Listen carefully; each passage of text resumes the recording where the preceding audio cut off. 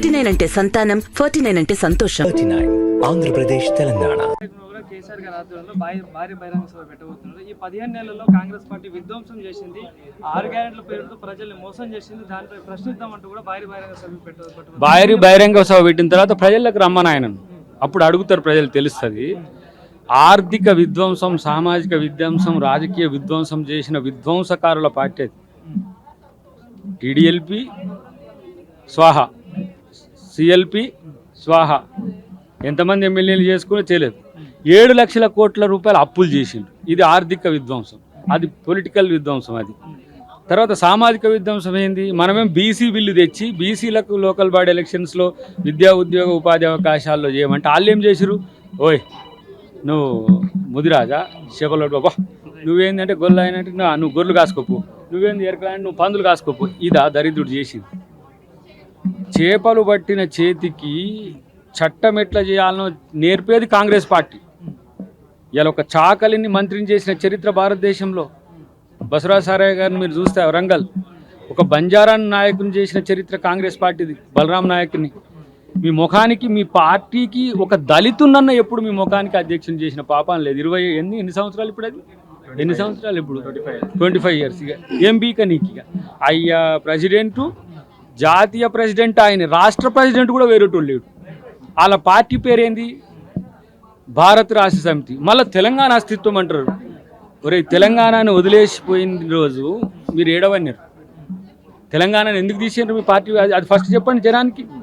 అంటే రాజకీయ విలువలు, నైతిక విలువలు, సామాజిక విలువలు, ఇక ఆర్థిక విలువలు అన్నీ వల్ల ఒడిసేసి ఇప్పుడు వచ్చి లొడలోడ మొత్తుకుంటే కేసీఆర్ ఓడించడానికి వేసి గుద్దితే లోపలికి పోయి ఫామ్ హౌస్లో పండుకొని ఉన్నాడు. రమ్మని యాడికి వస్తాడు? రమ్మని మయ్య వస్తాడు చూడు నేను అంటాడు. మా మామ వస్తాడు చూడు, మామ యాడికి వస్తాడు? రాలేకనే ఇంట్లో వండే. మిమ్మల్ని అక్కన మాదనను అని చేస్తారు అనుకుని మేము అనుకున్నాం, మంచి తెలుగుల మంత్రులు అవుతారు అనుకున్నాం. మీరేమైనరు? 23, 24 పుల కేసులు అయినరు. మీరేం మాట్లాడుతారో మీకే తెలుసు. మీరు చేసిన విధ్వంసం మీరే చెప్తున్నారు. కాబట్టి ఇలా కాంగ్రెస్ పార్టీ ఇట్లాంటి వాళ్ళ గురించి పట్టించుకోదు. ప్రజలు మా లక్ష్యం.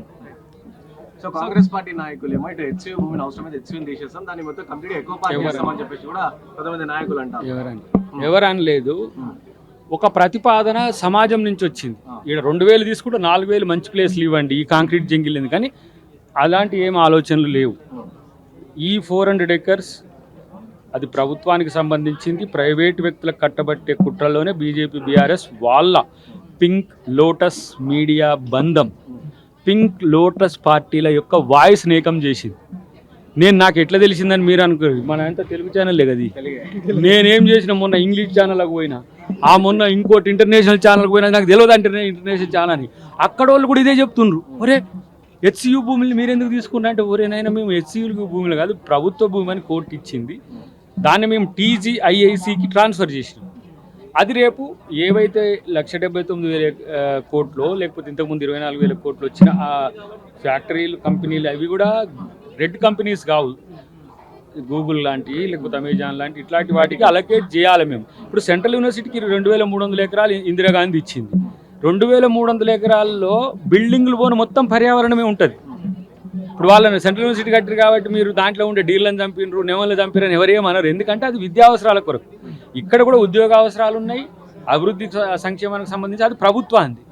ఒకవేళ మాది ఇది అని చెప్పి నిజంగా హెచ్సియు కనుక తేలిస్తే 400 acres చేసి 800 acres ఇద్దాం. మనది కదా అది. ఇందిరాగాంధీ ఇచ్చిన యూనివర్సిటీ, మోడీ ఇచ్చింది కాదు అది, లేకపోతే కేసీఆర్ కట్టింది కాదు. ఉన్నాయి దాంట్లో ఆయన 23, 24 ఎకరాలు హై రైజ్కి ఇచ్చిండు. మళ్ళీ అడుగు తీయాలని మళ్ళీ కలవలే, కానీ మీరు అడిగితే కలిస్తాడు. కానీ కిషన్ రెడ్డి గారు ఏమంటా ఉన్నారంటే, రాష్ట్రం అప్పుల రాష్ట్రం ఉంది, ఒకసారి మాకు అధికారం ఇస్తే ఈ అప్పుల రాష్ట్రం నుండి గట్టెక్కిస్తామని కిషన్ రెడ్డి గారు. ఏమి ఇవ్వవా నువ్వైతే? ఉత్తగానే అధికారం కావాలన్నా? నువ్వైతే ఏం చేయవు రాష్ట్రానికి. ఇక్కడ ఉన్నాయి దోసుకొని పోతానికేనా? ఈ సొంటకాయ అని ఎందుకే వీళ్ళు మంత్రులు వీళ్ళు? నాకేమో అర్థం కాదు. మా ఉద్యమ సహచరుడే నేను ఇప్పుడంటే కాంగ్రెస్లో ఉన్నా. కానీ అరే మీరేమన్నా ఇయ్యండిరా బాబు, మీ కేంద్ర ప్రభుత్వం నుంచి కొన్ని పథకాలు ఏమో పసుపు బోర్డు అన్నారు, దానికి లెక్క లేదు, పత్రం లేదు. ఇప్పటికీ గిరిజన యూనివర్సిటీ అన్నారు. డిక్లేర్ చేసినాం అంటే అలీగాక ₹1 ఇచ్చి పండుగ చేసుకోపో అంటాడుగా బ్రహ్మానందం. అట్లున్నది ఇప్పుడు. బ్రహ్మానందం ఎమ్మటి అలీ పడ్డట్టు పడాలి ఇప్పుడు వీళ్ళు ఎమ్మటి. ఏమైనా చెయ్యండి రా నాయన, మీ ఇష్టం వచ్చినట్టు మాట్లాడు కాదు. మీకు అధికారం కావాలి దేనికి?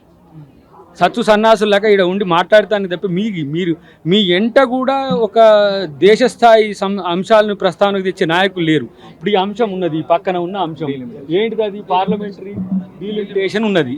ఏం మాట్లాడుతుండ్రు నీ కిషన్ రెడ్డి, లేకపోతే ఆయన పేరేంది బండి సంజయ్, పెమ్మసాని, ఇంకో రామ్మోహన్ నాయుడు, అక్కడ ఏదో ఉలగలగలని అటు ఉన్నాడు, ఆయన ఉన్నాడు. వాళ్ళు మొత్తం బీజేపీ పాట పాడుతుండ్రు. సౌత్ ఇండియా రా నాయన, ఇక్కడ నష్టం జరుగుతుంది, ప్రాంతీయ అస్తిత్వం కోల్పోతున్నాము అని చెప్తే లేదు దేశాన్ని తుకుడే చేసానికి కొన్ని పార్టీలు వచ్చినాడు. ఈ తుకుడగాడు ఆడున్నాడు 40 years బ్యాక్ ఎక్కడున్నాడు తుకుడగాడు. ఇలా మేము ఏర్పాటు చేసిన ఈ దేశం మీదకి వచ్చి ఇప్పుడు అధికారం చెలాయించి ముస్లింల మధ్యన, క్రిస్టియన్ల మధ్యన, హిందువుల మధ్యన, ఆడ మొగోళ్ళ మధ్యన, లేకపోతే ఇతరత్ర అన్నిటి మధ్యన విడగొట్టి పాలించాలని చూసే ఈ బ్రిటిషోని ఐడియా ఉన్న బీజేపీని ఎవడు పట్టించుకోడు.